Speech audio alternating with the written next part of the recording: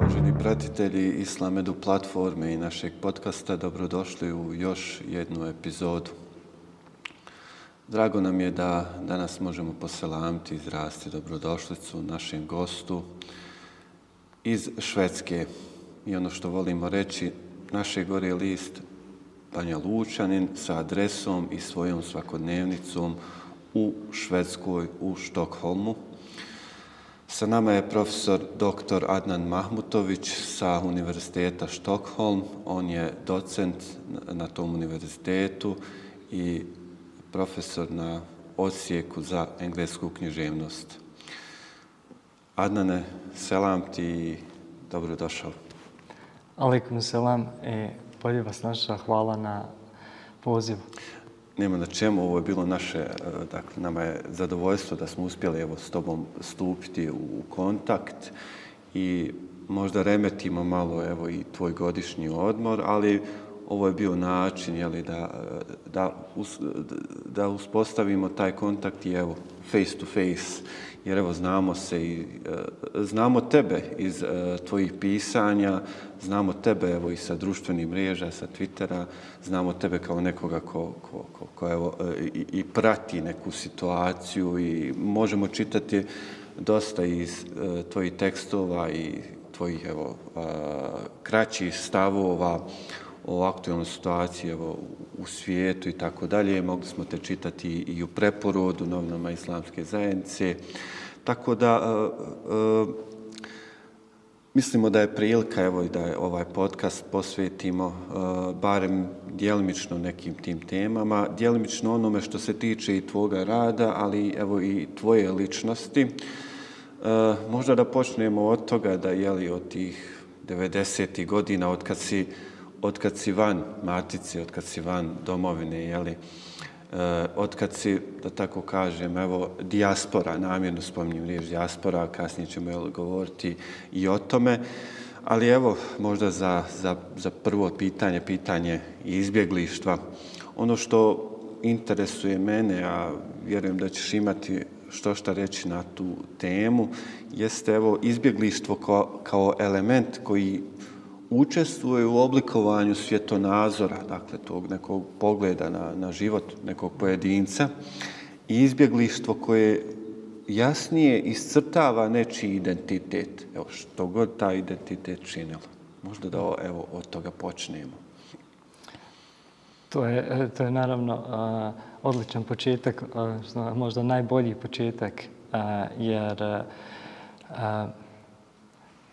samo kad čujem to pitanje i pomislim da iza mene stoji možda neki 15 godina pisanja o izbjeglištvu, i sad se mislim kako to da kažem ukratko, a najradije bi se vratio da napišem još 1-2 knjige pa da se onda vratim možda.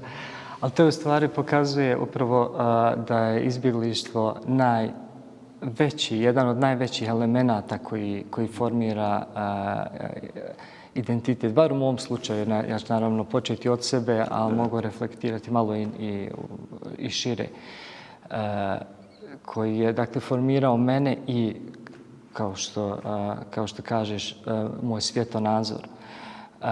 To je nešto što, na samom tom početku, to je kao neki potres, kao neka trauma koja se desi. I dosta nas ne razumije ili možda zaboravi ili zanemari to što se dešava poslije. A to je da izbjeglištvo formira čovjeka na način da to je kao tektonski poremećaj. To je kao kretanje onih tektonskih ploča koje može biti nekad brzo kad je potres, dakle, nekad se desi to drmanje, ali uglavnom je on spor, ali on uvijek tu, on je uvijek konstantan i on uvijek prati. I zato kažem, pisao sam 15 godina o tome, mogu bi još 10 ili do kraja života. To je ono što te odredilo u stvari. Apsolutno.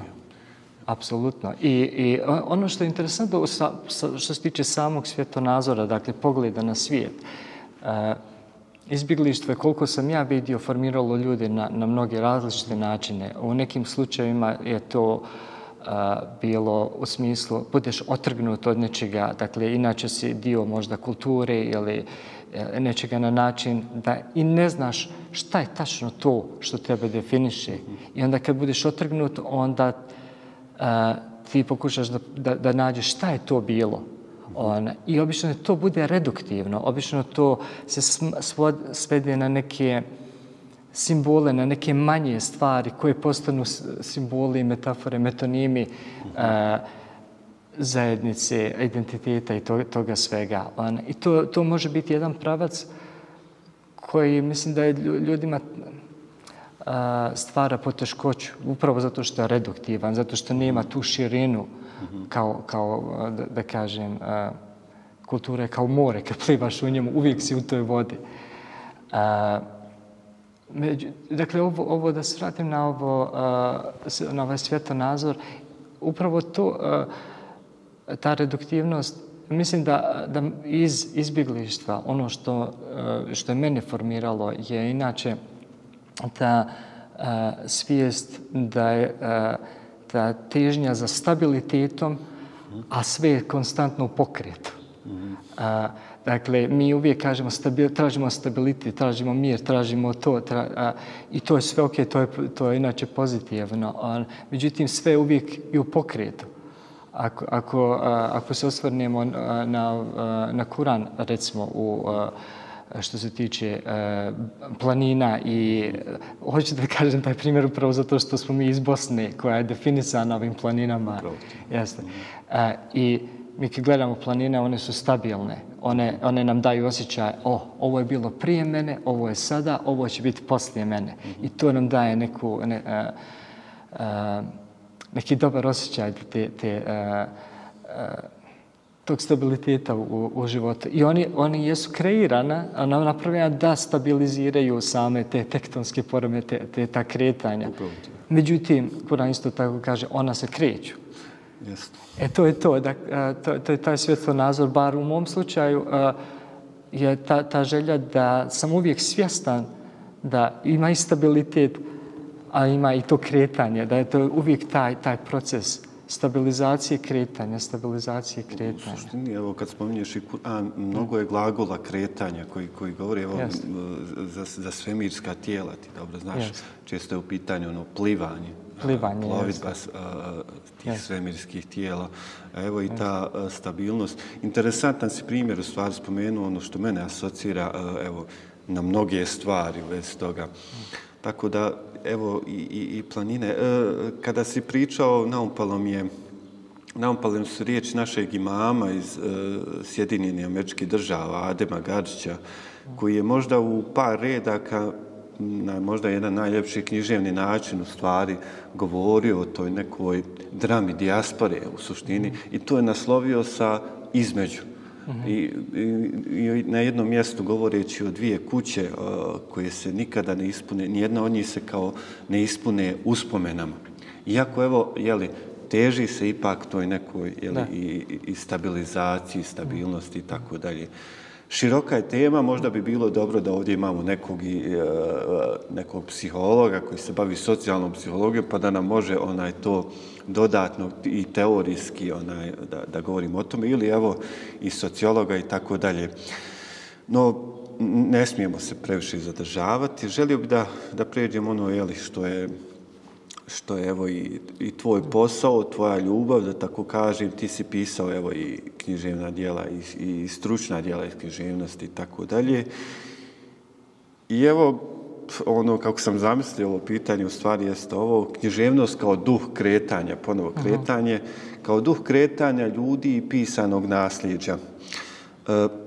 Kada književnost ostvaruje svoju višu svrhu, odnosno kako uopće definisati književnost? Evo, možda jednostavno, ali ne znam da li ćeš se složiti, možda i nije u suštini. Idemo u dubine. Pa, Donekle ćemo. Da načnemo. Da načnemo. Možda da krenem od 2019. Dakle, tebi je poznato i mnogim čitaocima i mnogima je poznato da to je bila ta godina kad je Peter Handke dobio Nobelovu nagradu za književnost. Što je uzburkalo čitav svijet, ne samo nas Bošnjake, dakle to je uzburkalo čitav svijet. A uzburkalo čitav svijet iz više razloga. Naravno, bilo je to poricanje genocida, saradnja sa tim genocidašima i tako dalje. Znamo tu historiju, da ne ponavljam. I ja sam bio jedan od onih koji su pisali, mnogo drugih ljudi je pisalo o tome i bio sam dio organizacije protesta u Štokholmu protiv dodjele te Nobelove nagrade njemu. I ono sa čim smo se susreli isprva je bilo upravo pitanje književnosti. Pa šta vi to imate protiv književnosti? To je prvo pitanje. To je prvo pitanje. Šta vi to imate protiv književnosti? Međutim, ono što sam ja znao, dakle, lično s moje strane, a i svi koji su u tome učestvovali, je upravo bilo obratno. Šta vi imate protiv književnosti? Dakle, šta vi, Nobelov komitet, imate protiv književnosti da dajete tu nagradu ovome čovjeku? I nakon samih protesta, na kojima je prisustvovao i moj šef katedre, koji je on je bio tu zajedno sa mnogima i on je meni prišao i rekao dvije stvari. Jedna je, vi ste učinili da je puno lakše biti Šveđanin večeras. Lakše nam je biti, osjećati se, dakle Šveđanin večeras nakon što smo pretrpjeli, dakle i mi na neki način ovu sramotu. Da. A kao, dakle, neko ko istražuje književnost. I onda je on rekao, kaže, ovo nije bio protest protiv književnosti, ovo je bio glas, protest za književnost. I sad se tu postavlja pitanje šta je to književnost. Vraćamo se na one prve rasprave, u stvari. One prve rasprave, jeste. Dakle, zašto? Dakle, nikad od nas niko nije rekao nemojte čitati, a naprotiv, čitajte koliko hoćete. Ne radi se o cenzuri, ne radi se ni o kakvim tim nekim stvarima. Naprotiv, radi se upravo o tome da je Nobelov komitet tom nagradom Handkeu ograničio, sputao, dakle, tu širinu književnosti, šta ona u stvari jeste. Tako je bio naš osjećaj. I vrlo je teško, naravno, definisati književnost. Mislim da je to mnogi i pametniji i bolji i mnogo je knjiga napisano o tome. Ali ja bih volio da možda da iskoristim dvije metafore, ako mogu, da nekako se tome približim. Ima jedna pjesma od Robert Frosta koja je dosta popularna i poznata pjesma koja se zove Mending Wall ili Popravljanje zida. I u toj pjesmi imamo, dakle, dvojicu komšija koji imaju jedan zid između svojih imanja. I taj zid, dakle, razgraničava njihova imanja, ono što se kaže međa kod nas. Oni imaju među. I svako proljeće oni se sretnu. Dakle, ne sreću se. Inače, svako proljeće se oni sretnu jer neko im pokvari taj zid. Neko ga razruši, neka sila, ne znaju ko je ili šta je, ona razruši ga i oni se sretnu svake godine da poprave taj zid tu među. I oni imaju različite poglede na to. Ovaj jedan kaže, pa što će nama ovo? Ti nemaš stoku, nemaš, ovo ne prelazi, nema nikakvih problema, što će nam ovaj zid da nas dijeli? A ovaj drugi kaže, ne treba ovaj nama zid da nas definiše ko smo, kako smo, šta smo. I kod nas se ono kaže, u međi je šeitan, ili nešto tako ima.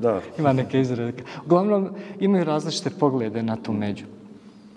Dakle, prvu metaforu koju bi iskoristio za definiciju književnosti je, ako kažemo da je književnost jedna teritorija, otvorena, široka teritorija, a svaku definiciju koju mi donesemo je postavljanje nekog zida.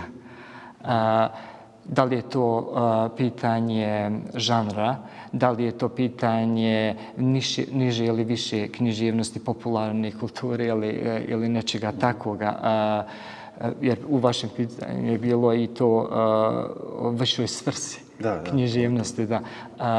Zatim imamo možda nacionalnu literaturu, etničku, možda vjersku, možda, dakle mi pričamo o raznim nacionalnim književnostima, a sada i o svjetskoj književnosti, world literature, globalnoj literaturi i tako dalje, tako dalje. A to su sve ti neki zidovi. I oni se stalno ruše, niko ne zna ko ih ruši. Dakle, književnost bi mogla biti ta neka sila koja treba da se definiše kroz te zidove. To je sve ok i pozitivno, ali oni se stalno i ruše. I opet se grade, i opet se ruše. To je taj proces. Drugu metodu koja je slična bi bila sljedeća, koja mislim da je vezana upravo za ovaj slučaj Handke, a to je da je književnost gradnja zidova na našim životima.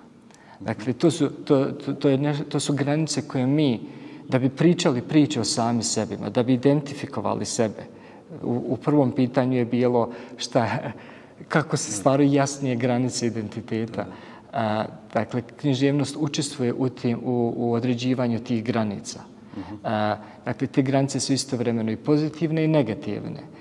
One se i pomjeraju, i ruše, i grade, i konstantno. Jer vi kad pišete, dakle, ko ima iskustva sa bilo kakvim pisanjem, recimo, kao i sa jezikom uopšte, ako pišete nešto uvijek, kao što baš kaže se u ovoj pjesmi od Robert Frosta, razmislite šta ostavljate vani, a šta zatvarate unutra. Jer svaka priča nešto odbacuje, nešto ne stavlja, nešto izabrali ste da ne stavite u tu priču ili u taj tekst, a nešto ste stavili. I to što ste stavili je istovremeno ističete kao bitno, ali ga isto tako i zatvarate. Dakle, to je taj pokret naprijed-nazad. Zašto smo mi reagovali na ovu Nobelovu nagradu i inače to što je Handke radio je upravo zato što smo smatrali da ta književnost, koliko god se ona uzdizala kao po nekim svojim kvalitetima, ona je bila dosta reduktivna. Ona je sputavala tu širinu i pokušavala da nas svede na nešto što mi nismo. Dakle, to je ta bila instinktivna reakcija nas. I mislim da je tu definicija književnosti.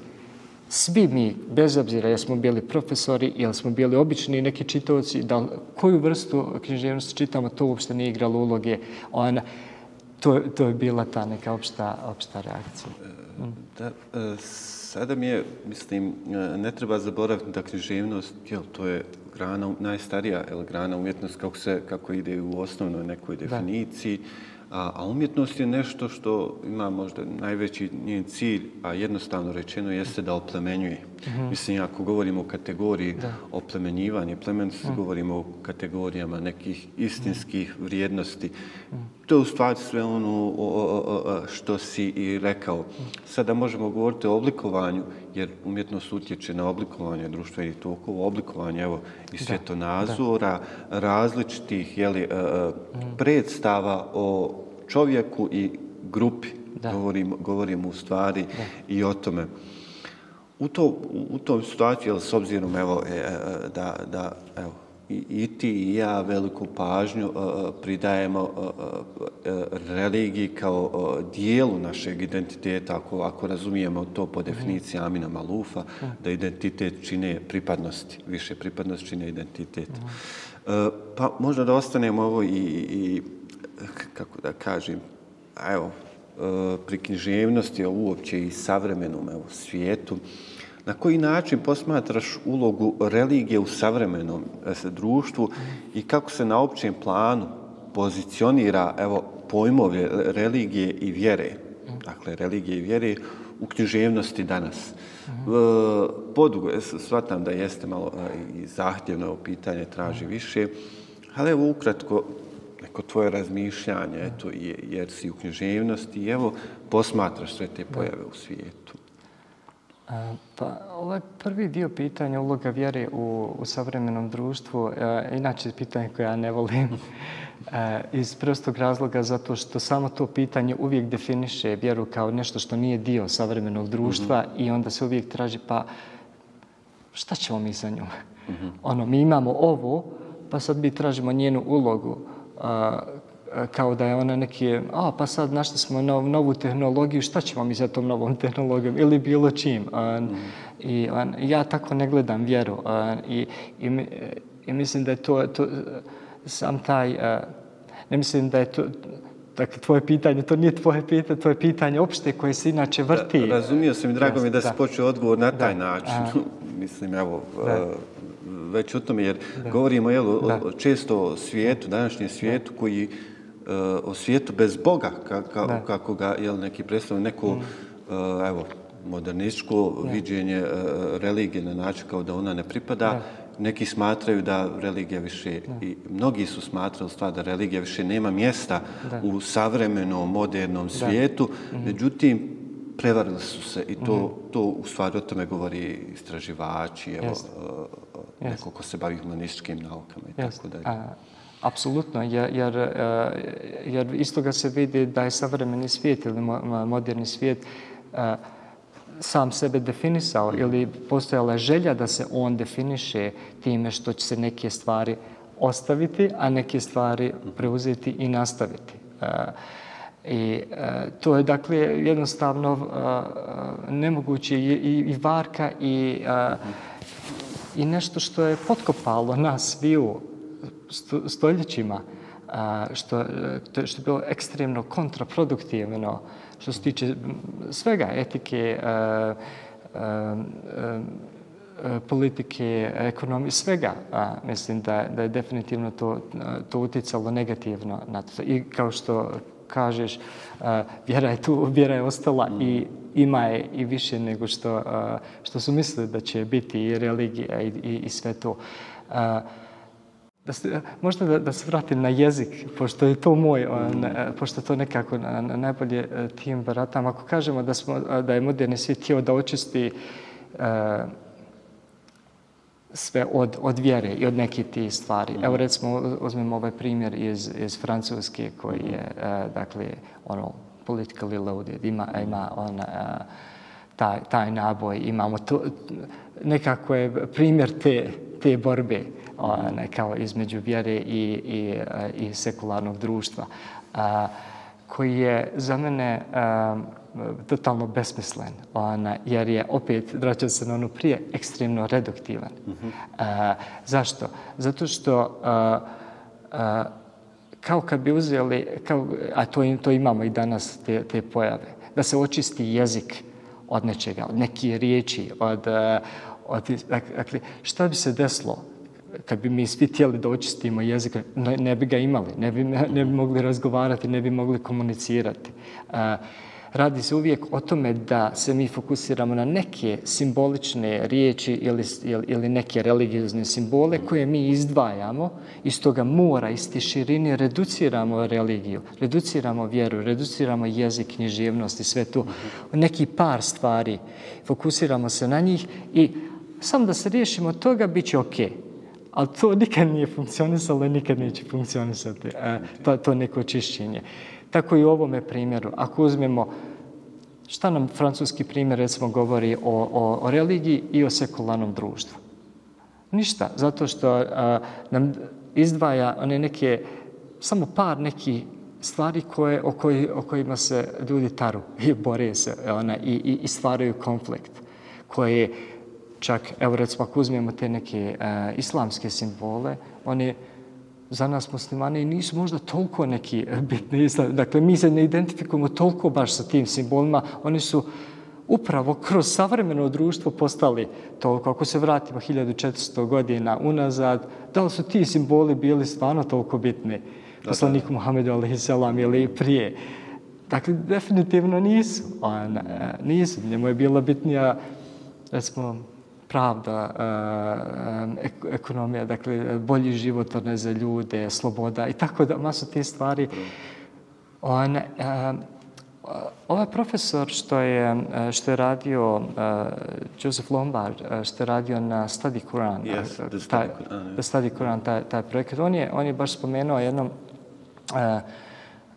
upravo tu, kad je govorio o širini vjere i o tome kako se ta redukcija vrši. Ako želite da znate neku vjeru, pa pitajte šta ti ljudi, koji su njihovi ti ajeti ili te sure kojima se oni okreću.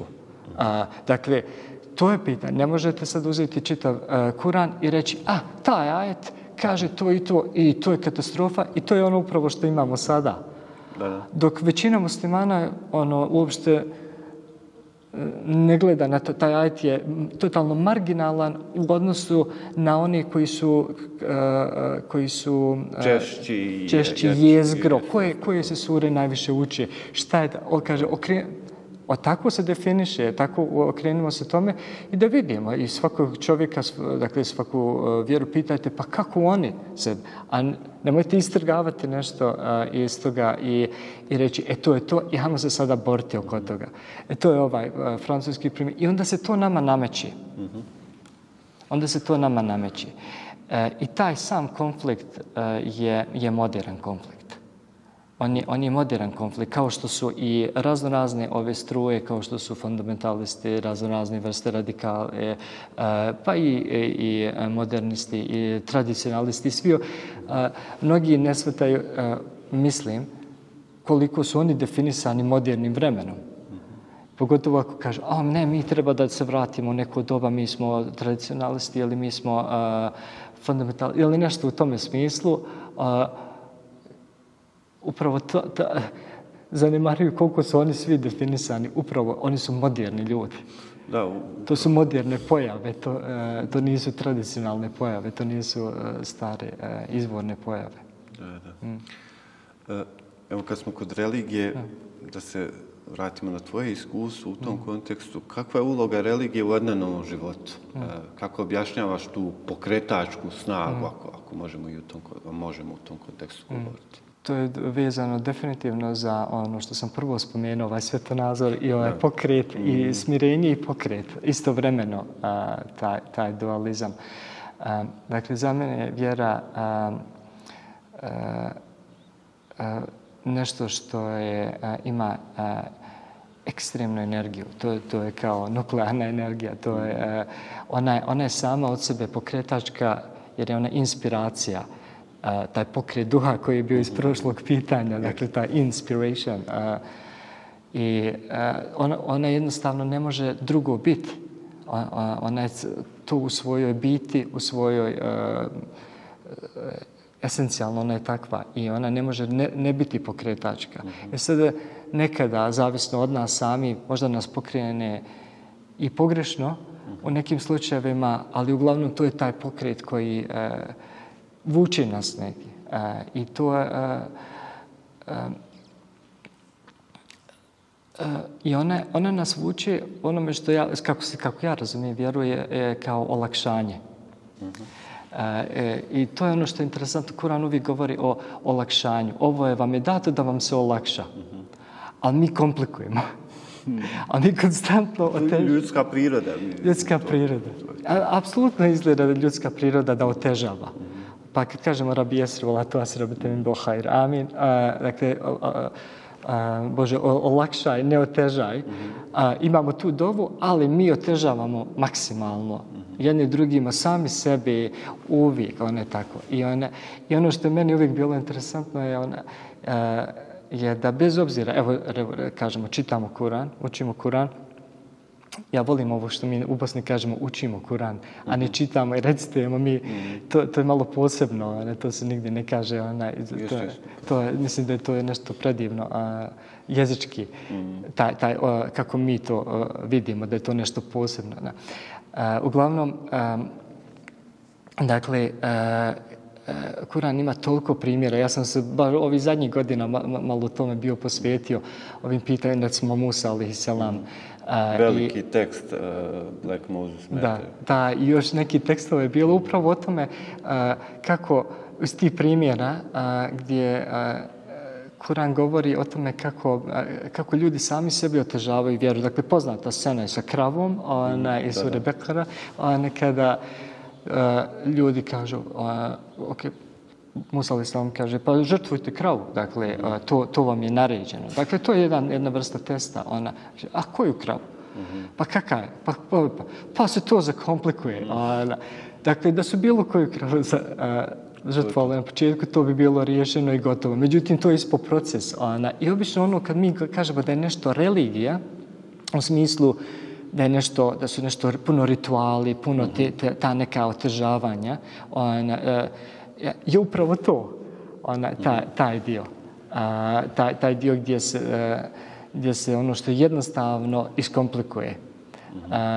A Kuran nas stalno vraća na to. Ima mnogo primjera u Kuranu upravo o tome i o tome da kad se bavimo nekim nepotrebnim pitanjima kao u suri Kehf. Koga je briga koliko je bilo spavača, jel pas bio osmi, jel koji, nije uopšte bitno. Dakle, Kuran je jedna knjiga koja je vrlo interesantna zato što ona ima taj metatekst. Ona je dosta, neko bi možda rekao i postmoderna ili metamoderna, jer ona nama sama govori kako da je čitamo, kako da je tumačimo, kako da se odnosimo. Ona je kao živo biće. Dakle, nije samo ovo je knjiga, mrtvi tekst koji je autor odbacio, ono što se kaže death of the author, sigurno je poznat taj smrt autora u tom modernom. Dakle, autor nema veze sa djelom. Ovo je, ona je skroz drugog karaktera. I tu je njen taj pokretački duh. Dakle, ja sam ušao u vjeru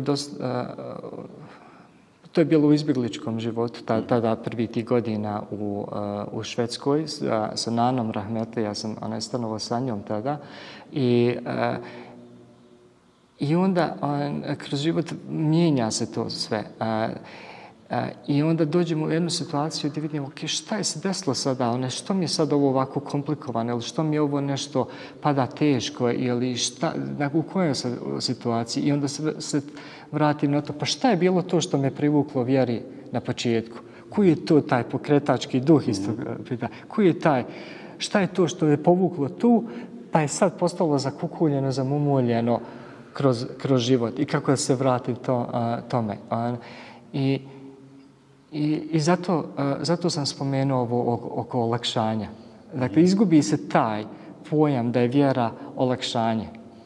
I mnogi počnu da shvataju vjeru kao neku tegobu, kao nešto što je neki teret, kao nešto što je da se mi namučimo, ovo stvarit će nam probleme. Ne znam ni ja, upravo ovaj primjer oko recimo zavijanja hidžaba i to. Hoću li imati hidžab, neću li imati hidžab, hoću li imati problem, neću imati problem. Primjer, kad je moja žena odlučila nedavno da se pokrije, moj srednji sin je rekao, mama, imat ćeš problema, bit će ovako, bit će onako, nemoj se otežavati i tako dalje. I vidi se iz toga samo da je to neka aura o vjeri, a ona je u stvari suprotno. To je uloga u mom životu i ona je definitivno pokretački duh u mojoj književnosti, dakle u mome pisanju. Ona je uvijek to, bez obzira o čemu ja pisao. Možda bi neko rekao, a on je ovakav pisac ili onakav. Spomenuo sam ove granice prije. Jer ja nisam ljubitelj toga. Mislim, ja volim žanrove i nemam ništa protiv žanrova, ali definicija, ako pišeš ovako, onda si samo ovo, a ne vidim ove ostale dijelove. Ja volim tu širinu više, ja volim da sam slobodan u pisanju. Dakle, volim da imam tu slobodu. Mislim da je književnost takva jedna umjetnost koja daje tu platformu, kao i vjera, širine i da se ti tu snalaziš. A ovi impulsi koji dolaze sa strane su uvijek nemoj ovo, ova cenzura, ona cenzura. Mi svi sami sebe cenzurišemo na neki način iz nekih razloga, ali ako se cenzura ta književnosti, recimo, vrši kroz te... Nemoj koristiti ove riječi, koristi ove riječi. Ako koristiš ove, one su više, ne znam, zvuče više bošnjački, recimo. Pa ne znam, moja nana možda nije pričala tako, ako ćemo već govoriti autentično. Generalno to. I mislim da uloga vjere u mome pisanju je upravo ta oslobađajuća. Dakle, ja se uvijek vratim na vjeru, koja mi kaže, ok, pa ne trebaš to, ne trebaš se, idi onako kako misliš da je autentično, kako te tjera, kud te vodi. A ne ono što misliš da treba da liberiraš. Jeste, kad kažeš oslobađajuće, to oslobađajuće je pojam koji se veže za ono unutrašnje u čovjeku, a znamo da je vjera taj, evo, ako ćemo je razumjeti, ako s teološke strane, Božji dar, koji svi živimo različito od čovjeka do čovjeka. Nijedan čovjek na svijetu ne živi tu vjeru, ne živi je isto doslovno. I možda je upravo to rekao nešto ključno, nešto što će nas možda osloboditi od tih kompleksa. Ja evo možda podsjetio sam na neki, volim kazati i kada sam pišem, volim da u mom pisanju ima Boga. Baš u ovom svijetu kakav jest. I mislim da evo, ako bi se vratili na prethodno pitanje, o tome smo govorili, da možda vjera može dati to neko oslobođenje čovjeku koji je očito, kako da se izrazim, čovječanstvo, pa vidi se da smo zglajzali u mnogo čemu i to što kažu, kišemo, skihaćemo ili šta već. Evo moramo... Nešto si htio dodati? Htio sam samo da dodam u vezi toga. U prethodnom pitanju je bilo, što mislim da nisam odgovorio, dakle, vjera u književnosti generalno. Jer postoji definitivno to da na koji način uvrstiti vjeru ili Boga u književnost i da li to ima negativne posljedice. I onda to je ta cenzura koje se mi možda bojimo, recimo, da li da ja nešto kažem ili ne kažem. I sama činjenica da mi to mislimo, sama činjenica da ti misliš ja ću to staviti namjerno jer treba. Dakle, misliš, postoji atmosfera u kojoj to nije nešto, ne dobivaš neki socijalni kapital. Naprotiv, dobivaš socijalni kapital više ako ne staviš ili ako staviš nešto protiv. To je taj dio, mislim, koji je sigurno opšte prožima neku vrstu te moderne literature. Mada definitivno ne apsolutno, ali je aktuelna. Da. I baš kao što kažeš, ja želim da to bude, jer je to sve dio mene. To je sve dio mene i to sve treba da bude tu. Ja se toga ne bojim. Inače nije autentično, inače nemam potrebe da pišem, inače zašto da pišem? Zašto da uopšte radim to? Ako neće biti... Ja. Evo, pošto moramo privoditi kraju, možda da, evo, nećemo se odmaćiti sa ovim završnom temom i pitanjem. Bošnjačka dijaspora i matica kao jedno tijelo, kako vidiš budućnost tog tijela, odnosno šta se može učiniti kada govorimo o terminima domovine, države, naroda? Evo, možda ukratko da. Najteže pitanje na zakr. Imam osjećaj da ću ja samo propitivati tvoja pitanja. Pa, ajmo, ja kažem, nešto ćemo možda i načeti, pa ovako, onako. Jeste. Dakle, prvo ću reagovati na ovu metaforu tijela. Zato što vrlo interesantno kako gledamo na to. Dakle, šta hoćemo reći je da smo mi bili jedno tijelo koje je rasparčano i sad gledamo šta je to što nas veže u jedno tijelo. I odmah nas vraća asocijacija na Frankensteinovo, mi kažemo čudovište, u stvari, njegovu tu kreaciju. Dakle, od raznih dijelova tijela koja su zašivena jedna za drugu. I uvijek vidimo te šavove. I imam osjećaj malo da se tako gleda ova matica, dijaspora, kao to je kao neko to Frankensteinovo tijelo gdje mi uvijek vidimo te šavove i pitamo se pa šta je trup, je li matica trup, šta su ruke, šta su noge, gdje je glava, možda nema glave. To je uopšte pitanje, da li uopšte ima glava tu i da li jedinstvo ili da li to zajedničko tijelo uopšte ima potrebu za glavom ili je dovoljno da ima srce. I ovo kažem zato što evo recimo i samo ovaj intervju. Otkud ja ovdje? Dakle, u zadnje 2 godine se dosta stvari desilo i recimo ove zadnje godine. Ja ni sanjao nisam da ću ja davati intervju za recimo u Bosni i za Islam Edu. Dakle, to nije bilo ni negdje na horizontu. Dok tolike godine, na primjer, radim, nisam imao nikakav kontakt, recimo, sa maticom. A nešto nas je spojilo. Nešto nas je spojilo, ali šta nas je spojilo? I mislim da nas je spojilo srce.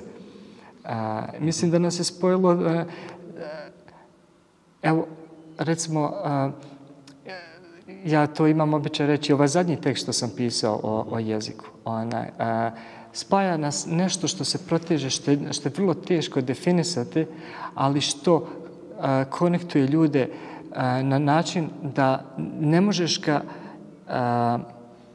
organizovati. Ne možeš ga, jednostavno se desi. I ako se desi se na najbolji mogući način. Desi se kroz neku ogromnu dozu spontaneiteta, dakle spontanosti. Allah spaja ljude na neki način. Zašto?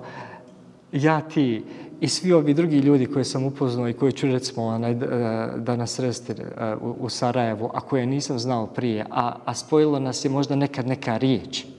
Nekad smo neku riječ možda napisao na Twitteru i rekao kako se ovo kaže kod vas. I onda milion ljudi ima neki milion verzija kako se to kaže, a između 2 sela možda nema ni rijeke, možda ima ona međa neka, ali ovdje se kaže ovako, ovdje se kaže onako. I bez obzira što je to tako raznovrsto, ona je širina, a mala zemlja, mi se spojimo. Kako, zašto, ne znam. Ovaj primjer koji bi dao sad, ovaj zadnji primjer, zašto mi je nekako najbliži, a mislim da je to jedan dobar primjer generalno za nas, Bošnjake, upravo zbog ovog vremena, šta nas definiše sada, je recimo ova komemoracija Dani Srebrenici i dani genocida i osvrt na to. Evo recimo sada, dakle u julu mi u Stokholmu smo naravno to organizovali kao svake godine. Imali smo ove godine baš jedan specijalan događaj i onda ja pratim dosta širom svijeta. Pratim malo i u Švedskoj. Dosta toga mi ne znamo šta se gdje dešava. Dakle, vi ste možda vidjeli ovdje u Bosni naš taj događaj koji je u Stokholmu, taj centralni koji je malo veći, zato što je bio i na TV-u. Vidimo po čitavom svijetu, recimo to, na mnoštvo mjesta. Ali mi isto tako ne vidimo da ima mjesta gdje možda 5 ljudi se skupi i to obilježi. Nevezano, niko i nije organizovao. Nema nikakva glava koja je negdje zovnula sviju i organizovala i maticu i dijasporu i sviju. Hajmo mi sad to. Niko to nema ta glava, ali ima srce. Srce, ja. Ali ima srce. To sam to htio. Ako ćemo već taj dualizam glava, srce, ne moramo ulaziti u to, ali eto, simbolično da kažemo tako. I to postoji. To postoji. Mi uvijek se žalimo, ima dosta negativnog, konstantno ima dosta negativnog i uvijek ima i rasparčavanja. I uvijek gledamo to rasparčavanje, uvijek gledamo te šavove između nas, jesu li oni jaki, kako smo povezani, tako. Međutim, to je neka kruta definicija jedinstva i naroda, i jezika, i književnosti, i vjere. Ja nisam ljubitelj tih krutih definicija. Evo, mislim da si vrlo nadahnuto završio spomenuvši, potrijebivši, osvrnuvši se na ovaj pojam srca, kako kažu, centralnog duhovnog organa, spoznaje kao primjer tog nekog jedinstva, tog tijela. Ako ćemo govoriti o tijelu, govorit ćemo o srcu, kako kažeš. Adnane, hvala ti mnogo. Ja sam uživao, nadam se da će i naši pratitelji. I iskreno drago mi je da smo se sreli i da je povod susreta bilo upravo ovo. Hvala ti. Hvala vama puno i nadam se da je bilo i vama dobro, da je bilo od koristi i vašoj organizaciji i vašim gledalcima. Izuzetno sam zahvalan, alhamdulillah, da smo se ovako našli i da je ovo bilo. Drago mi je i sigurno, ako Bog da, bit će od koristi, nadamo se. Poštovani pratitelji Islam Edu platforme, toliko za ovu epizodu. Do naredne, esselamu alaikum.